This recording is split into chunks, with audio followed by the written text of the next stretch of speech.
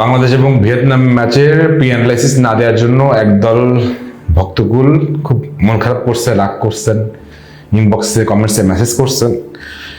তাদের জন্যই আজকে বাংলাদেশ ভার্সেস সিঙ্গাপুর ম্যাচটা প্রি অ্যানালাইসিস দিতে বসলাম। ভাই ইউজুয়ালি বাংলাদেশের প্রি অ্যানালাইসিস দিতে আমার জন্য খুব কঠিন। নিজের দেশ, খারাপ কথা বলতে ইচ্ছা করে না, মানে বলতে মন চায় না। এই জন্য একটা সিস্টেম বের করছি, সেটা হচ্ছে যে এখন থেকে যেটা সত্যি সেটা বলবো, মানে সেটা দলের বিপক্ষে গেলেও বলবো, পক্ষে গেলেও বলবো। কারণ মানে নিজের দেশকে, নিজের সন্তানকে আপনি বলবেন যে আমার ছেলেটা খারাপ, এইভাবে কেউ বলে, মানে বলা মানে কতটা সহজ। সো আমাদের দেশের যা আছে তাই নিয়ে আমরা, সো ভালো যেটা সেটাও বলবো, খারাপ যেটা সেটা বলবো। চলেন আর ঝড়ঝাপটা না বাঁধাই, গ্যাঞ্জাম না বাঁধাই, শুরু করে দিই। প্রথমে যেটা বলবো সেটা হচ্ছে যে বাংলাদেশ তাদের ট্রানজিশন, নতুন যে বাংলাদেশকে দেখছিলাম আমরা সিঙ্গাপুর ম্যাচ দিয়ে, এইটা আরো বেশি প্রমাণিত হয়ে গেছিল। ভারতের পরে তো সিঙ্গাপুর ম্যাচটা ছিল, এবং ওই ম্যাচটাতে আমার কাছে মনে আছে যে it was very close game, in our home match. যদিও আমরা অ্যাওয়েতে খেলতে যাচ্ছি, কিন্তু বিষয়টা হচ্ছে যে বাংলাদেশের সামনে সিঙ্গাপুরে এখন কতটা কি করতে পারবে। দেখেন বাংলাদেশের র্যাঙ্কিং আছে 180 এবং সিঙ্গাপুর 143।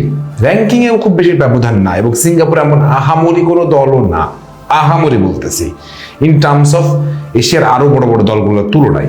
আমরা ভিয়েতনামের সাথে খেললাম, তারা 103। সো ওই জায়গা থেকেও চিন্তা করলে তেমন কোনো দলই না। সো ওই জায়গাটা থেকে তাহলে কি আমরা আশা করবো যে জয় হতে পারে? খুব সম্ভব। বাংলাদেশের কি শক্তি, সিঙ্গাপুরের কি শক্তি, বাংলাদেশ কিভাবে খেলবে, সিঙ্গাপুর কিভাবে খেলবে, সেগুলো একটা আলাপ করবো।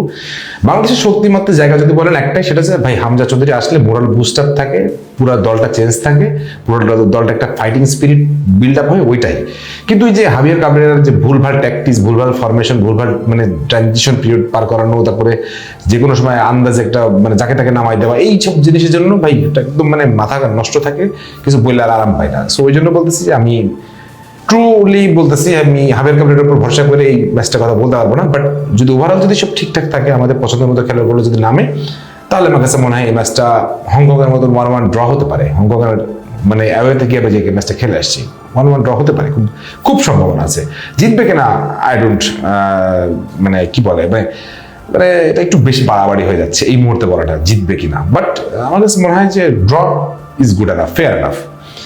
ওয়েল, ছিটকে পড়ছি তো রেস থেকে, সো ওইটা নিয়ে কথা বলবো না যে জিততেই হবে। বাট জিততে পারলে খুব ভালো হতো, এশিয়ান টিমগুলোর সামনে আমাদের একটা নতুন রূপ উন্মোচন হইতো, সেটাও দরকার ছিল।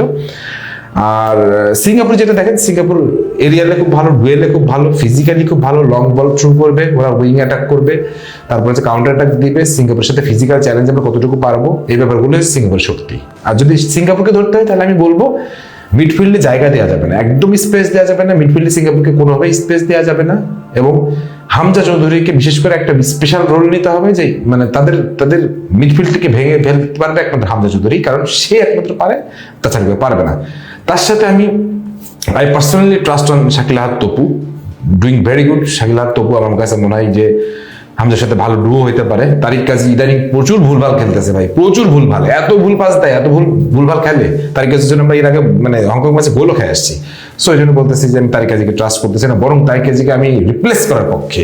এই কথা শুনে অনেকে রাগ করতে পারেন, বাট আমি বলতেছি আমি রিপ্লেস করার পক্ষে, কারণ আমার কাছে মনে হয় তারিক কাজী একদম ভুলভাল হয়ে গেছে ইদানিং। ওয়েল, তো এই ডিফেন্স শেপটা যদি ঠিক করা যায়, ওকে। আর প্রথম 20 মিনিট এটা হচ্ছে আপনার খেলার মোড় ঘুরাই দিবে। বাংলাদেশ যদি প্রথম 20 মিনিটে যদি একটা খুব শর্ট পিচ থেকে একটা গোল নিতে পারে, বা একটা ভালো কাউন্টার অ্যাটাক দিতে পারে, যদি গোল হয়, তাহলে আমার কাছে মনে হয় সিঙ্গাপুর চাপে পড়ে যাবে, এবং চাপে পড়ে গেলে বাংলাদেশের খেলাটা ইজি হবে। সো প্রথম 20 মিনিট খুব টাফ হওয়া উচিত, এবং বাংলাদেশ এই সুযোগটা নিবে আমার মনে হয়। ওই যে বললাম, সবকিছু নির্ভর করতেছে কোচ হাবিয়ার কাবরেরার উপরে। হাবিয়ার কাবরেরা আসলে কি চাইতেছেন, যে কোনভাবে খেলাবেন, 4-2-3-1, 4-4-4-1, 4-2-1-3, এইভাবে অনেক ফরমেশন আছে ভাই। আমরা সোজা কথায় বুঝি, আমরা যেইভাবে আমাদের যে শেপে খেলেন না কেন, আমাদের খেলোয়াড়গুলো ভালো রাখেন। জায়ানকে খেলান, ফাহমিদুলকে খেলান, মোরসালিনকে খেলান, হামজাকে খেলান, জামালকে খেলান, সামিদকে খেলান, হ্যাঁ, জেতার জন্য নামান। আর আপনি যে নামাই দেবেন সোহেল রানা, বডি সোহেল, ওই সোহেলের ভাই আমার দরকার নাই। আপনি যে নামাই দেবেন সাদউদ্দিন, আমার দরকার নাই। আপনি একদম পিওর জেম করে নামান। আর আমাদের তো তৈরি হইতেছে রোনান সুলিমান, ডেকলান সুলিমান, ইব্রাহিম নওয়াজ, তারপরে ট্রেভর, জায়ান হাকিম, এরা তো আসতেছে, এরা তো তৈরি হচ্ছে। সো আমাদেরও সামনে দিন আসবে। আর this is the last match আমরা মানে ইন্টারন্যাশনাল আমাদের পাবো, আর এরপর আর কবে পাবো জানি না। সো এই লাস্ট ম্যাচ হিসেবে যদি এটুকু বলতে চাই, হামজা চৌধুরীকে, হামজা ভাই একটা জয় দেন। ইন্ডিয়ার সাথে জিতছি, কিন্তু অ্যাওয়েতে একটা জয় আমাদের খুব দরকার।